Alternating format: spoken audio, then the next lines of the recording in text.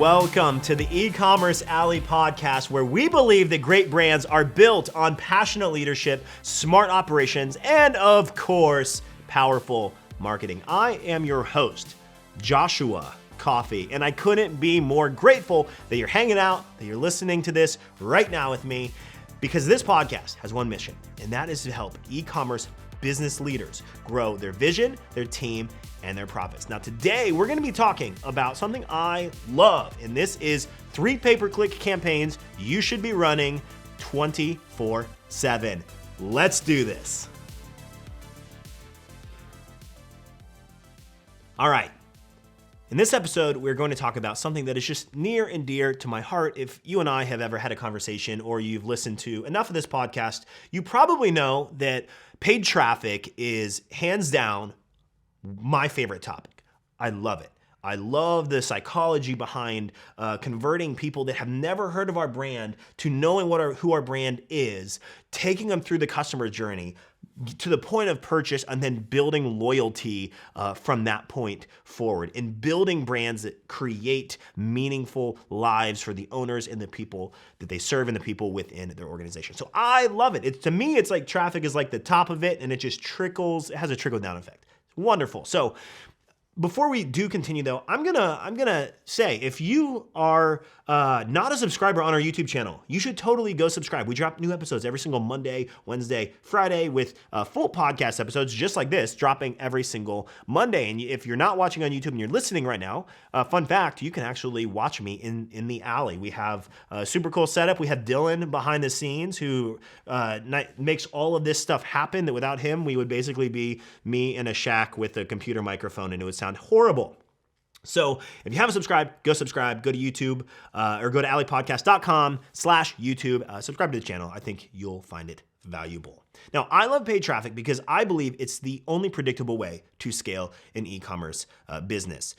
With organic traffic, with word of mouth, there's only so much that you can do. You can influence it, but you can't control it. With paid advertising, and pay-per-click, if you hone in and you know winning audiences, and you have winning products and funnels, and you have winning ads, then you're able to refine them, optimize them, and create greater and greater results over time. And by doing that, you start to increase your budget as long as you can handle the supply and the inventory and the shipping side of things, and operations still run smooth. You can continue to scale very, very predictably. So that's why I believe it's the most powerful and predictable way to scale an e-commerce business. And it's really what makes the difference between 6-figure businesses and 7, 8, and 9-figure businesses and beyond. Because I'll tell you, I personally do not know a single 7-figure business that doesn't invest in their paid traffic. They're not investing in digital paid traffic, let me say. So if you own or operate an e-commerce business, then this episode is for you, because I want to give you 3 campaigns that you'll be able to utilize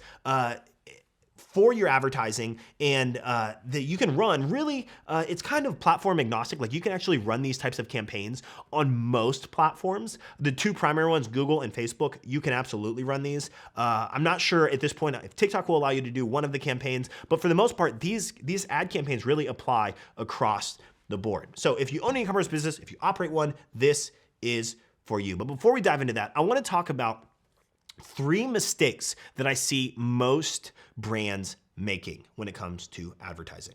Now, the first one, and this is probably, and unfortunately, the most common, and that is not running ads, or having run ads in the past and saying that they don't work now.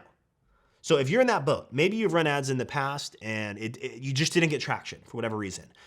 Or maybe you've never run ads and you want to start running ads, but you don't know where to start. Then I'm hoping that this episode inspires you and gives you some ideas of what you can begin doing right now. Because I'll tell you what, there are things, even if you're running $5 or $10 a day in ad spend, there are things you can do right now to begin acquiring customers and leads and really start growing your business. So that's the first mistake, not running ads or throwing in the towel and saying, hey, I've done it and ads don't work for me.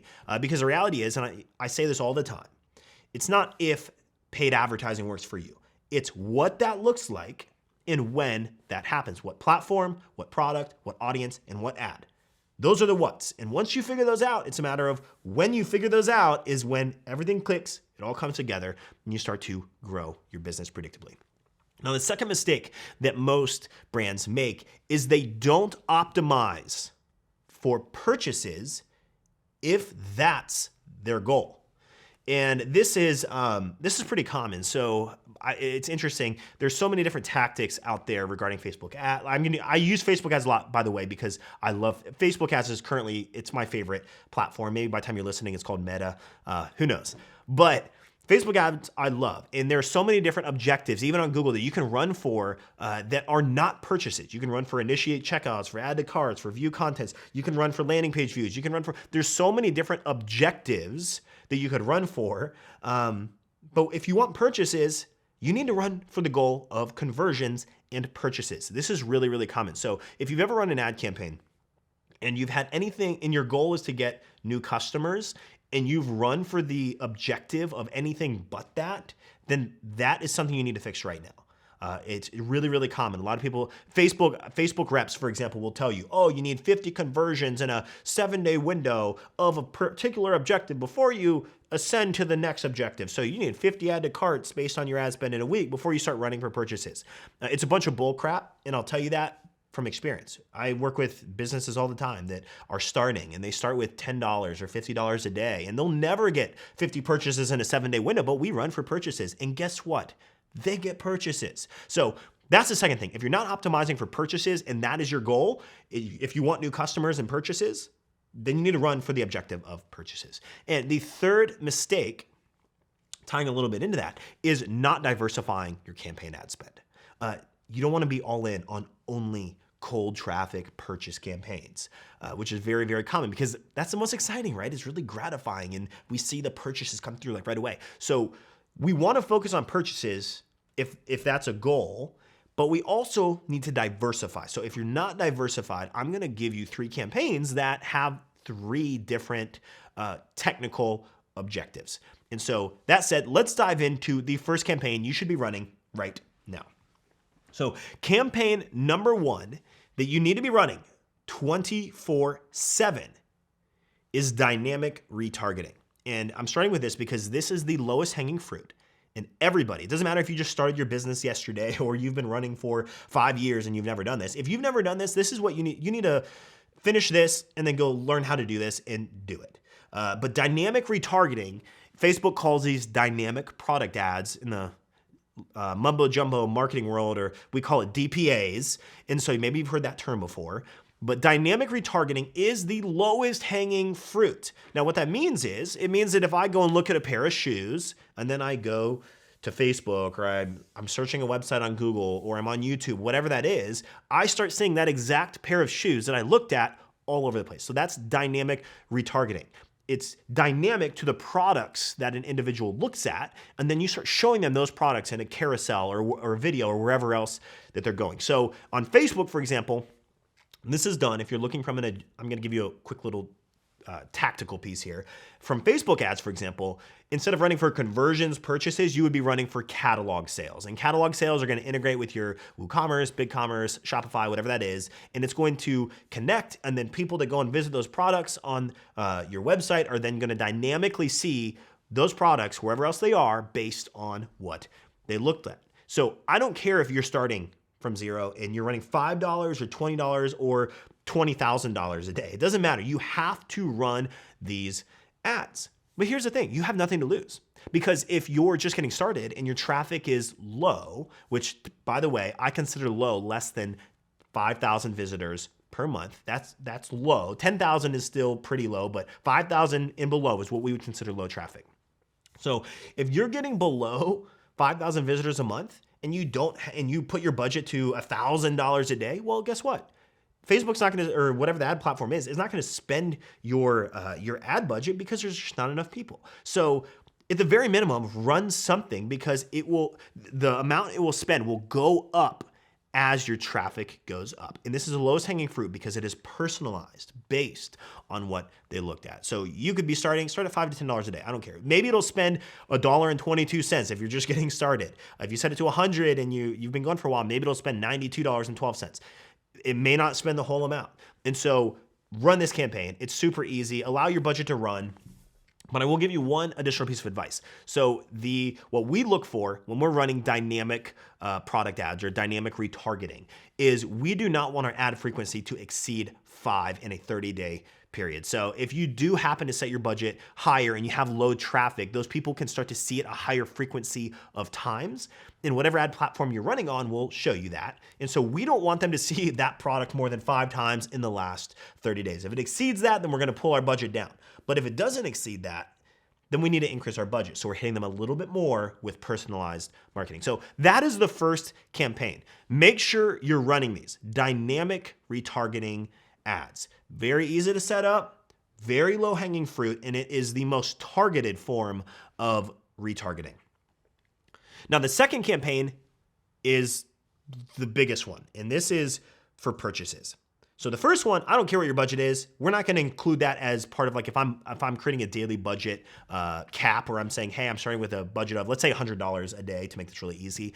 I'm not even going to include DPAs in there because DPAs or dynamic product ads or dynamic retargeting ads are going to be the highest form of ROI or return on ad spend typically. So I'm not even going to factor that in. But when I come to the next campaign, this is the campaign for purchases. So the second type of campaign you need to be running at all times is for purchases. And there's more within this, but like if you look at your ad account, you need to be running ads for the goal of getting purchases to cold, warm, and hot traffic. Now, we will segment our cold, warm, and hot, and we'll create different campaigns based on those temperatures, I guess you can call them, as we speak, so that way we can speak to them accordingly. So for example, cold is someone who has never heard, never engaged with you, never visited your website. Those are brand new audiences that we're testing. And then people that have engaged with us but not purchased yet, we're gonna consider those warm. And we call hot customers. So some people, there's a lot of different names. Like you might hear the words prospecting. I call that cold. You might hear prospecting. You might hear re-engaged, and that's warm. And you might even hear retention, and that's hot, is what I would call it. So cold, warm, and hot, in my opinion, are the easiest ways to remember that. So you need to be driving for purchases. And from a budget standpoint, we are going to put 80%, at least 80 to 90% of our overall budget should be going toward direct purchases, directly for the goal of getting purchases. And we're going to drive them to a product funnel or a product page. Occasionally, we'll drive them to a collection if you have very similar products and you want to give them different options.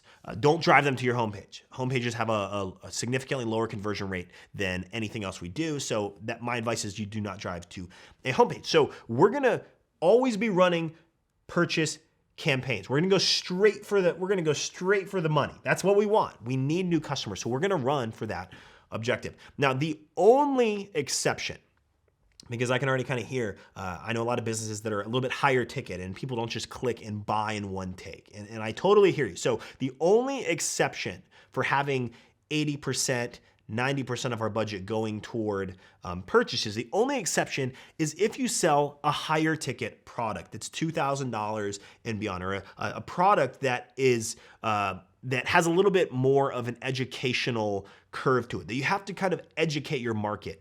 If that's the case, then I'm probably going to move a little bit higher. I might pull my purchase percentages back and put a little bit more into lead gen campaigns so we can start nurturing them and educating them on those different components. But I'll tell you a story. We had a client that had a high ticket product. They sold $2,500 to $3,500 up to $4,000, and kind of in that range. So $2,500 to $4,000 range for these products. And these are pretty big products. I mean, going for a straight purchase that's pretty big. A straight direct purchase from cold traffic to a $2,500 product, that's relatively big. But guess what? We were running direct ads to those product pages, and we were getting purchases at a 16, 18, 19x return on ad spend from cold traffic. And so it does work. So even in those situations, here's what I encourage you to do.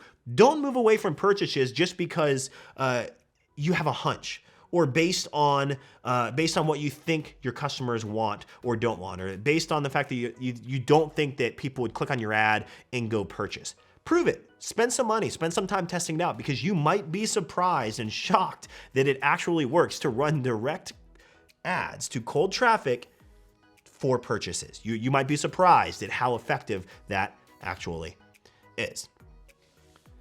If you're enjoying this podcast, then head over to alleypodcast.com/group to join the Ecommerce Alley Facebook group. So if you're not in it, you need to be in it, because inside you'll get access to tons of additional resources. Like, speaking of ads, we have what we call the Ppc Profit Planner, which actually allows you to plan your pay-per-click ads based on whatever platform you're using, plan them, and also make sure that the products you're promoting will be profitable. And it will tell you what your break-even cost per purchase should be, what your AOVs are, what your break-even ROAS is, what your target ROAS is. It'll give you all of that good stuff, as well as weekly training and a community of incredible like-minded e-commerce business leaders. Again, go to alleypodcast.com/group to join the free group today. So we've talked about the first two campaigns you need to run 24/7. The first one is dynamic retargeting based on what they have looked at. And the second type is for purchases. And this is where we're gonna actually put 80 to 90% of our budget. This is the bulk of our budget. We're gonna invest into direct purchase ads, and we're gonna segment our campaigns by cold, warm, hot, but we're gonna put 80 to 90% of our budget in there. Now, the third and final type of campaign that you should be running 24/7 is for leads. And I think this is honestly the most overlooked campaign type, because it's so easy to go for the direct purchases, which are, that's the excitement, right? You're getting customers, but not everybody is ready to buy now. And so we're huge fans of running for the goal of getting leads and people into our system and growing our email list, so that way we can indoctrinate them to our brand, we can nurture them to the point of them being able to then have the confidence to place that purchase and become an actual customer. So we see email revenue between 30 and 50%. That's the benchmark from email revenue. So overall, from your revenue standpoint, email should represent 30 to 50%. During the holidays, we see it go as high as 60 to 70%, which is pretty crazy. So we want to be growing our email list. And so if you haven't listened to episode 4, we actually do a segment on giveaways and how we add 300 or more email subscribers per day with giveaways. So if you haven't checked out that episode, please go check it out. Episode 4. And by growing our email list, or leads, running for leads, we're going to spend 10 to 20% of our budget in here. And it's actually not that hard, because there are two things that we do. We'll usually do giveaways. It could be ebooks, it could be discounts. You could be doing a pre-sale for a new product launch that you have coming up, and they get on a wait list for that, so you know they have a buyer intent. And so we run for leads, and we'll usually run giveaways once a quarter or once a month.